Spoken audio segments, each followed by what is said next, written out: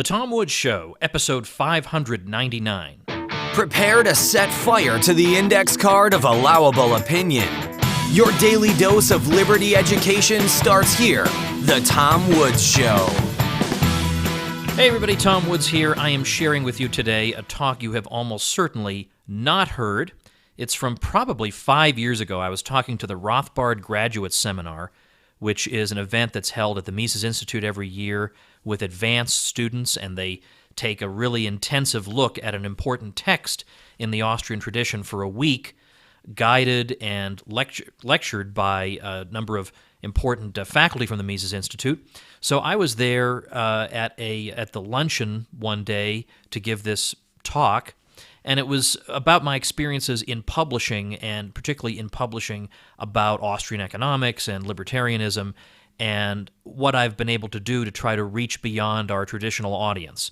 So in this talk, I mention several of my books, The Politically Incorrect Guide to American History, Meltdown, Rollback, maybe one other, but certainly those three are available in audiobook form if you prefer audiobooks. I know a lot of you who enjoy listening to this show like listening to content. So you can actually get one of those three audiobooks for free through tomwoodsaudio.com. And if you are the autograph type, I also sign and personalize books at tomwoods.com/books. So the show notes page for today, of course, would be tomwoods.com/599, and on that page I will have links to the books mentioned in the talk. So hope you like it. Well, first part what I want to do is just go through a few titles and just some of the things that happened as a result of them for me. And Joe mentions that I had done some scholarly writing, which is a polite way of saying that I wrote books that no one purchased. But that started to change a little bit in 2004. I had this book called The Politically Incorrect Guide to American History, and that sold really well. I think in large part because the title is just so compelling, and I wish I could take credit for that title, but I'm the worst title guy in history. So I would never have thought of a brilliant title like that. That was the publisher's idea. They came to me with this idea and said, we want somebody to write a book with this title. Would you do it? And I almost said, no, I'm just too busy. And I would have been like one of those record companies that told the Beatles, groups with guitars are on their way out, so we're not going to sign you. I mean, because if I hadn't done this, it would have just been horrendous, right? This was a great opportunity for me. So I did this, and it was really easy to do because I pretty much sat down and I just wrote the sort of things that I was already saying in the classroom anyway. Now, it turns out, though, that I was naive when I thought, and I did think this, that sure, I'm going to be saying some controversial things, but if I say them sincerely, then people, if they can't agree with me, they'll at least respect my position, and we can have an honorable difference of opinion. And there's a teensy-weensy sense in which it didn't turn out that way. Now, for example, the book came out in late 2004. By January of 2005, the New York Times was writing about it. So you think, oh, I got a review in the New York Times. Not quite. I got a denunciation on the editorial page, not the book review section. So I was just that dangerous, a little geek, that I had to be on the editorial page denounced. So what was the nature of the denunciation? I mean, what was my big crime? What terrible things had I done? And the hilarious aspect of this little write-up was that they did not say, now Woods says such and such, and the reason this is wrong is da-da-da-da-da. No, it was sufficient to say, he says this. Isn't that unbelievable, the nerve of this guy? And then he also says that. It's astonishing that he would say this. And I felt kind of, uncowed. I hadn't actually said anything wrong. Like, for example, can you believe he thinks the Marshall Plan was not really a central factor in the European recovery after World War II? And that was it. Like, there was no argument. There was no, can you believe he said it? This is the sort of thought control apparatus that we have in the media, that we're not going to bother refuting you, because the very fact that we're attacking you already proves you're a crank. And as a crank, you don't deserve a refutation. We don't have the time. We're too busy, making up propaganda for wars to have time to refute you. So I didn't get any refutation, or I actually said that I didn't think Franklin Roosevelt had done anything to get the country out of the Great Depression. Again, no attempt to refute this. They couldn't believe I had said it. So the whole review, such as it is, went that way. And I thought, well, this is kind of too bad. I guess my view that I'll just be treated nicely and so on doesn't seem to be panning out. But it turns out that sales of the book really spiked after that. Because the average person thought, I don't know why the New York Times is so angry about this, but I have got to find out. So it was like I had won the Pulitzer Prize or something. It was the best thing that could have happened. And so what they've done in the future ever since then is I have a book come out, they just say nothing about it at all. But that book actually became a New York Times bestseller for 12 weeks. And that was partially because, the New York Times strategy against it backfired, but also because I got some media for the book. And this is a theme I'm going to get to later about how do you get your message out there. My publisher of this book, Regnery, is very plugged into sort of very traditional right-wing outlets. They're not really plugged into my traditional outlets, but I could always sort of reach those people already. But they could get me on to, talking to Sean Hannity. And back in 2004, Hannity was on a program on Fox News called Hannity and Colmes. And it turns out Colmes is actually a much more genial guy than Hannity. I had been on TV before, but this is like first giant audience I'd been on. I step on the set during the commercial break, and Colmes is striking up a conversation. Oh, your book looks very interesting. Very glad to have you. And Hannity is like the Iceman. Look, this is my job. I'm not going to do any more than is absolutely necessary. I'm not going to talk to anybody. Look, I don't care. I just want to sell some books and get out. But just before we went on, we had 5 seconds, and he said, how's your book selling? I said, oh, pretty well. Huh. All right, so look, fair enough. All right. So then the thing starts going, and it turns to, we start talking about the Great Depression. Hannity has never heard the argument that the interventions in the 1930s may have caused the Depression to drag on longer than otherwise. He's never heard this before. He said, wow, actually, I've never heard that. Now here he is like one of the top 5 right-wing media personalities. Never even heard, not that he doesn't know the details, never even heard the claim. So I thought, well, okay, that's an interesting thing to learn. But then the rest of the interview really was Colmes and I going at each other, arguing back and forth. And it turns out that that's the best thing you can ask for. Ideally, you don't want just softballs thrown at you. That makes for boring television. But when you're engaging them and going back and forth, that makes interesting television. It makes people buy the book, as I found out later. And at the time, I thought, gee, I wish they were being, just throwing me the softballs. No, that was wrong. I shouldn't have wanted that. But it was just this weird thing that now I had been some, little kid with his dinky books that nobody bought, and now suddenly I had this thing. And I'm going to tell you something that other authors will deny, but they're lying. You do actually watch your Amazon sales rank. I mean, that's just absolutely unavoidable. You do watch it. They're lying if they tell you. I know other authors who've sold a lot, and that's the first thing they do in the morning is see how it's doing on Amazon. I don't do that anymore because after a while it just levels off. But I remember the morning after I did Hannity and Colmes, it was at, I don't know, I think it was at like number 21, and that includes fiction and cookbooks and things that I can't possibly compete with. And then later after I did Fox and Friends the next morning, it was going up to like number 10. And then I didn't get to see it because this was before smartphones and I was on the train, but it hit number 6. And again, this is overall. Just incredible. I never expected something like this to happen. Now, of course, there were attacks on me, but I'm not going to waste your time with that. But I kept on, because I've done, believe me, on my website I got all the replies to that, and I think I got the better of some of them. But anyway, so I sort of continued this, and I had this book, 33 Questions, a few years later, Continuing on American History, I think is a better book, actually. And there I continued to talk about, themes that I felt like were left out or distorted in the typical textbook, or just things that I wished I had known when I was younger, so that I wouldn't have had to spend all this time finding it out for myself. Like, for example, my father was a Teamster, so he was a union guy his whole life, but he had this funny feeling that unions were probably antisocial institutions, but he couldn't quite put his finger on the whole theory, so I took it into my own hands with my false consciousness, denouncing unions as a blue-collar son.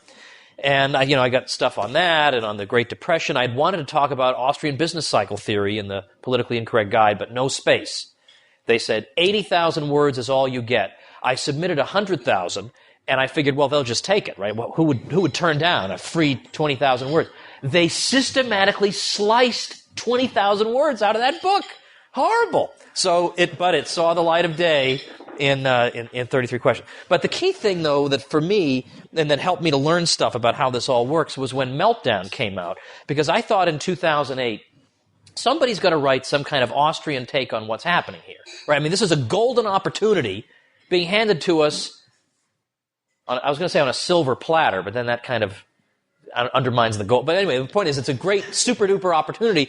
Like why we got to seize this, right? I mean, you're not going to get a crisis like this that just, hits you in the face all the time. You have to grab this opportunity. So my first thought was, Ron Paul needs to write a book on this because he's got credibility here, because he's been warning about it. He's got a track record of warning about it. He's knowledgeable. He's a best-selling author. He's a person who's in a position of influence. He should do it. So I actually proposed this and said, I think you would be crazy not to write a book about this. And his response was, but I've already said everything I can say. I've given speeches, and we've collected the speeches. I've said what I can say. I don't think there's anything more I could say. I thought, but that's what makes the book so easy, right? Because you've already said it, you put it all together and you make a book. That's how most academics make books, right? They take all their journal articles and they somehow come up with a common theme, and there you go. You got a book. But he didn't want to do it, so I said, all right, well, what about if I do it? Would you write the foreword? So I sort of guilted him into doing that. And so he agreed to do that. It was very nice. But if I tell you how much time I had to write Meltdown, I don't want to tell you, because then you'll think it's a complete piece of crap that couldn't possibly be worth anyone's time.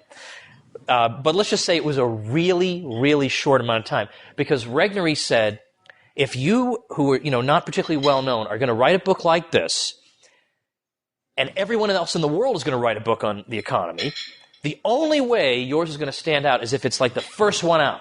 That's the only way. So you've got to get this thing out there, and we will rush it out for you. The normal time between you submit the manuscript initially to the publisher and it's sitting there on a bookstore shelf is roughly a year.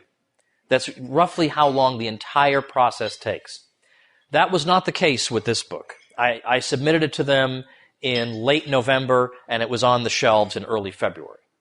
That's now in the internet age, that's horrendously slow. But in the publishing world, that's more or less unheard of.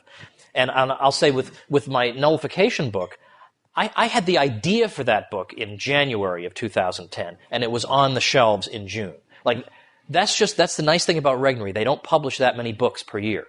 There's a lot of major publishers who publish hundreds or thousands of titles a year, and yours gets lost in the marketing shuffle. Regnery, gives watchful care to each book because they publish 24 titles maybe per year.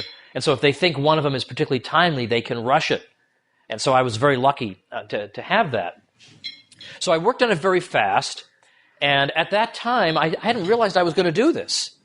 So I had auditioned for a play here when I was still living in Auburn, at the Auburn area community theater, was doing a production of The Odd Couple. And I hadn't done community theater since I was in junior high, and I said, well, this might actually be kind of fun. So I went and auditioned for it, and I got the part of Vinny, who's one of the card players and friends of Oscar and Felix. And I remember thinking, I kind of wanted to get the role of Oscar or Felix. I really had wanted one of those big roles, and I was kind of disappointed not to get it. But then I thought, well, okay, I haven't done this in a while. And then the director actually said, well, we actually talked about this and thought, well, this is a young guy, and he's got all these kids, and he'd have to spend a lot of time away, and maybe this isn't the best way to have him jump back into this. And I remember thinking, yeah, but why couldn't you just give it a try? If I had had one of those roles, it would have been impossible to write Meltdown.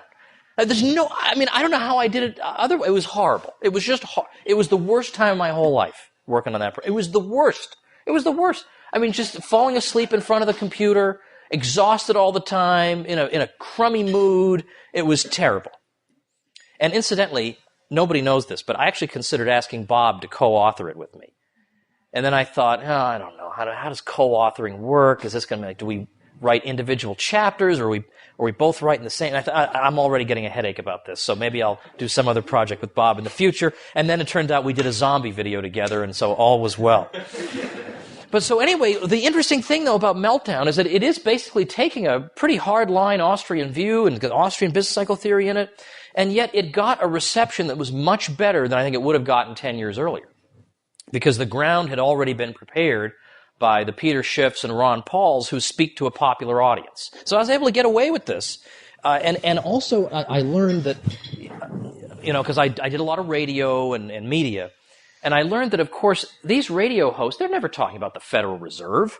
This doesn't. Their listeners couldn't care less about this. In fact, there was one time Rush Limbaugh tried to talk about banking and credit and money to his audience. And he had it all wrong, but at least he was trying. And he was deluged with emails from people saying, stop talking about this boring subject. We want to know what you think about Caroline Kennedy possibly running for Senate, which is an issue of zero importance, of course, but that's what people want to listen to. So you get on there, you talk about the Fed, you can get away with a lot because the host doesn't know anything about it, the listeners haven't heard much about it, but if you portray it in terms of central planning versus the free market, well, then you're speaking their language. Aha! Well, what is this thing, after all, that we have allowed to get out from under our radar screen? And so that made it a lot easier to talk about this, was to say, oh gosh, these people who think they can plan the economy, they go, yeah, I know, let's stick it to them. And they don't realize what I'm getting away with on their shows. So I got to do some, again, because of Regnery, they got me on Michael Medved and Glenn Beck and Dennis Miller, and they were sympathetic to this because, well, okay, I'm talking about interfering with the market economy, and they know that leads to bad consequences. Again, this sold very well, New York Times and all that. So a great thing, but it was at the right moment. I mean, it just came out at the right time. It wouldn't have done well a few years earlier. I mean, even if there had been a crisis. But basically the Mises Institute, coupled with the efforts of Ron Paul, who, when he talks about this, people Google it and they go to the Mises Institute website, had sort of prepared the ground that suddenly there is this receptiveness to it. And when I initially proposed this idea to Regnery, I said, I think there needs to be an Austrian school book on this crisis. They initially turned it down. They said, nah, too inside baseball. We don't want to do it. And I thought, oh, all right, maybe this is a dumb idea. I genuinely thought maybe this is a dumb idea. And then I thought it over. I said, no, this is not a dumb idea. So I actually wrote back to them and said, no, I insist you rethink this. You're making a mistake. Like this has to be done. So then they came back with and said, okay, but we'll give you a really lousy advance. How about that? And I said, fine. I'm perfectly okay with the lousy advance. Let's just get the thing going. And interestingly, when it came time for foreign language translations, I think there are a couple that are in the works, but I got 4. And one of them was Czech, but 3 of them are Asian. 3 of them, Japanese, Chinese, and Korean. And I find that interesting for a number of reasons. And then finally, this most recent title of mine, and then I want to sort of draw something out of all this. It's called Rollback. It's a terrible title. The packaging is terrible. The marketing is terrible. But basically, it's a book about everything, kind of. It's like everything that annoys me, I'm going to somehow try and find a theme to it and just write a book about it. So it's just everything. I mean, like every aspect of the regime that makes us think that if it weren't for the state, we'd all be helpless, pathetic boobs, drowning in poison food and getting our limbs blown off by exploding consumer products and all that. And if we didn't have people watching over us, we wouldn't have a good money, we wouldn't have any of these things. And I'm just so sick and tired of this that I decided, well, look, here's the best response I can possibly give. But unfortunately here I had this problem that this sort of phenomenon of libertarians and Austrian school sympathizers, this is not something the publishing world is still quite ready to believe exists. They still don't really believe that readers in this tradition are out there. So they're still in this mode of trying to package everything as the Republicans versus the Democrats. So this book that I just described to you, which, talks about the war on drugs and the foreign policy and the Federal Reserve and all these different sorts of topics, they're trying to make this into a book against Obama. I mean, like, come on, right? Like, why are you doing this to me? So in other words, it makes like libertarians think, well, this is kind of dumb. Like any idiot knows Obama's a bad president. I don't need to read some book about that. And the Tea Party people they're trying to pitch it to have never heard of me. So they're just going to buy Dick Morris's book. So in order to promote this thing, I have had to fight tooth and nail against my own publisher. I've had to fight against the title, against the packaging, against their marketing plan, and basically tell people, no, it's the exact opposite of what you think it is. So that's been a little bit annoying. All right. Now, here's what I sort of want to tell people who are interested in writing, though. This is one of the things that I've learned after doing this. First thing, I wrote an article for Lou Rockwell a few months ago called "Nobody Sells Millions of Copies." Because you always hear this, wow, you must have sold, quote, millions of copies. No. Nobody sells millions of copies unless you're Glenn Beck, unless you were on Oprah. That's not a joke, by the way. I mean, unless you're on Oprah or you have your own radio talk show and you can promote that book every single day. Nobody. It does not happen. And whatever amount of books you think a best-selling book has sold, divide that by 10. I'm not joking. And that's the figure. You would be shocked at how few it takes to get on the New York Times bestseller list. People do not buy books, and they certainly don't buy nonfiction books. They just do not buy them. So, for example, the last statistic I'm familiar with is from about 2005. And in that year, Houghton Mifflin published 3,000 different books. Now, of those 3,000, how many of them sold more than 2,000 copies? About 200. Most books are complete bombs. But everybody sort of assumes that you write a book, you're a millionaire. And I'm going to write a book and I'm going to live off I'm going to retire on the royalties. I mean, this is like the dictionary definition of delusion. This does not happen. So, you do okay. But you're not going to do as well as you think. And you think, but my book is different. The problem is everybody thinks his book is different. And again, the most recent statistic I know of is from about 2005. That year there were just about 200,000 different books published in that 1 year. How are you going to get your book out before the general public? So the answer is that now once in a while there's some quirky book that people just latch on to and there's no explaining how it did so well. That does happen. But by and large, you either need to be a celebrity or at least get a little bit of big media, like be on a big television show. And if you don't get that, it's very, very hard to do. So at this point, I don't expect to write another book ever. I mean, maybe someday, 30 years from now, but first of all, I'm tired. And secondly, I feel like it's almost not worth doing, and I feel like I reproach myself for saying that, because, I mean, Murray Rothbard, not that I'm comparing myself to him, but he's a model in this sense. He didn't write his books thinking, well, I'm only going to write this if it sells X number of copies. He doesn't care. He just wants to tell the truth. And to an extent, I can appreciate that. But on the other hand, it's like, you produce a product that you think is pretty decent, that answers a lot of claims that your audience sort of wants answered. Like all the Tea Party people, they could reply to all these, left-wing criticisms if they just flip through this thing. But I'm sitting here totally dependent on some TV guy having me on for 4 minutes. And if I don't get that, then that's it. I mean, you can use Facebook and use other things, but you're pretty much shut out. So if you're going to do this, if you're interested in writing for the general public, just bear in mind that a lot of things have to coalesce, have to come together for your book to be like a big, big seller. I mean, you need that media support. You almost certainly need some type of news hook, because the big shows aren't going to have you on just because, hey, here's some author who's got a book. Well, there are hundreds of thousands of people who match that description. It has to be, this guy has a book on something we're talking about right now. So you got to figure out what your news hook is, and even that is necessary but not sufficient as a condition. Now, in terms of royalties, are you going to make a lot of money? Well, yeah, I mean, look, I've done well doing this, but not as well as people. I mean, I think people are looking at me thinking, where are the buildings that you're going to endow with your name on them? I mean, believe me, we have not done that well. But I'm going to actually tell you what you earn for royalties with a typical trade publisher. I'm not going to talk about academic publishers because I've had sad experience with them that they're even stingier. But since you're not going to sell any books with Columbia University Press anyway, that's just for your CV. That doesn't really matter. But the way it works is the typical contract reads as follows. The first 5,000 copies of your book, you will earn 10% of the hardcover price.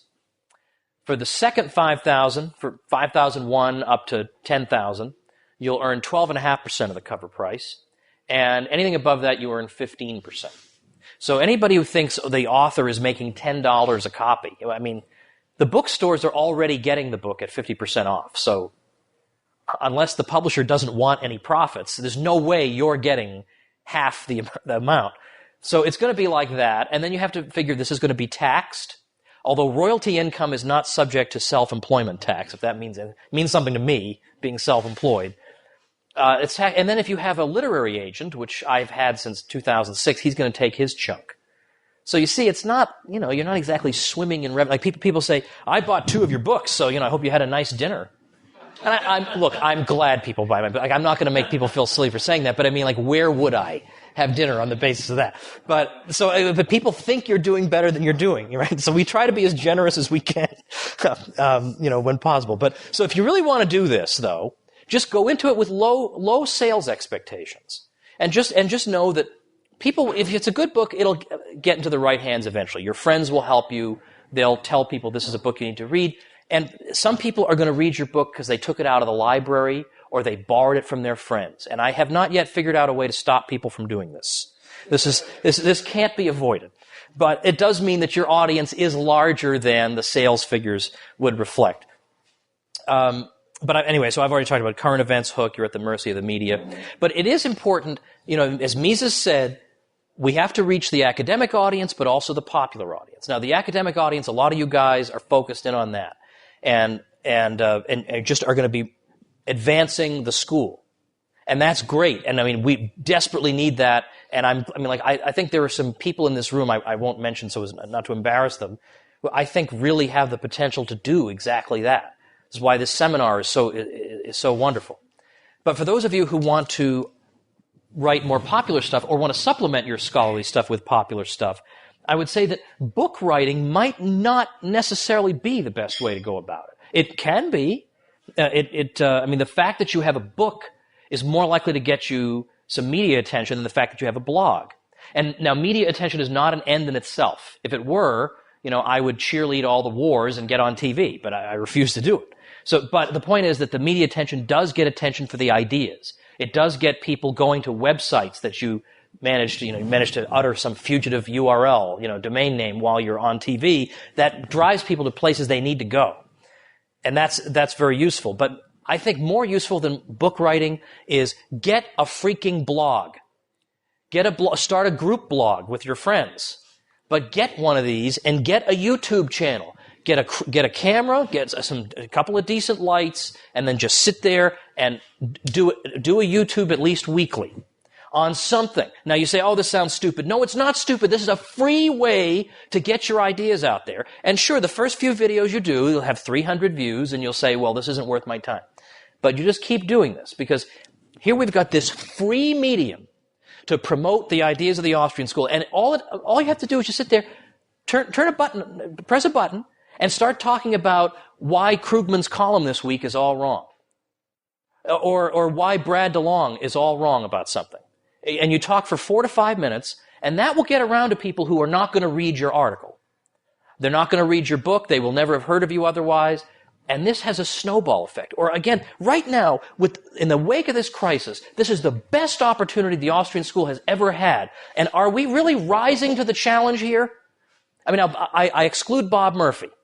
Because, Bob, like every 3 seconds, he's got 5 more articles denouncing 5 more errors. Like, it's fantastic. It's like the existence of errors is a make-work project for Bob Murphy. But I exclude Bob from this. But I want to ask, I'm going to introduce a Catholic term, which is the examination of conscience. Okay? You step back and you examine your own conduct. And you ask yourself, where have I fallen short? Where could I be better? All right, well, here's what we have to ask ourselves. How could we be promoting the Austrian school better? How could we reach that popular audience, or B, those grad students out there who need a little extra help, who need to know what is the refutation of this sort of thing or of that? We have the brain power in this room for everybody to have a YouTube channel and a blog, and to be blogging at least once a week. Everybody in here should be blogging at least once a week, because you're not going to have any problem finding some error to refute. but we need our best minds here. I mean, what opportunity are you waiting for? If not this one? If not now, when? When are we going to be a presence with all of our names out there vigorously? So I want you to pledge to yourself to do this, to do something like this. And I remember, Walter, I don't know if you'll remember this, but at Murray's memorial service, after the memorial service, I was talking about how just devastated I was when I got the news that Rothbard had died. And I felt, and I know how unbelievably arrogant this sounds, but I was just a kid. And I remember thinking to myself what Boxer said in Animal Farm. Whenever there was some obstacle, his response was, I will work harder. And here I am, some doofus grad student, but I thought, I will work. We don't have Murray anymore. I will work harder. That was my attitude. And I told that to Walter. And thankfully, he didn't laugh at me. What he said was, shortly after Murray died, I went to the video rental store and got a whole bunch of movies, and I was just going to sit and watch them. He said, I got through part, do you remember this? He said, I got through part of the first movie, and then I said to myself, what am I, some kind of a bum? What am I doing here sitting watching a stack of movies? Murray just died. We have a million things to do, errors to refute. I got to get back to work. Now, that's not to say you shouldn't watch movies. Hey, look, you have to recharge. But that is the spirit every one of us needs, is that spirit of Walter Block. Because what are we waiting for? If not now, when? All right. Thank you.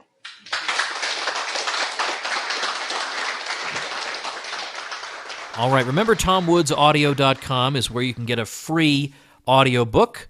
And 3 of the books that I mentioned in the talk, again, are available as audiobooks. TomWoods.com/599 is the show notes page. And finally, remember, the Contra Cruise. Bob Murphy and I are hosting a week-long cruise on Royal Caribbean's Liberty of the Seas in October 2016, and it's going to be a blast. So check out the details at ContraCruise.com, and I'll see you tomorrow. Become a smarter libertarian in just 30 minutes a day. Visit TomWoods.com to subscribe to the show for free, and we'll see you next time.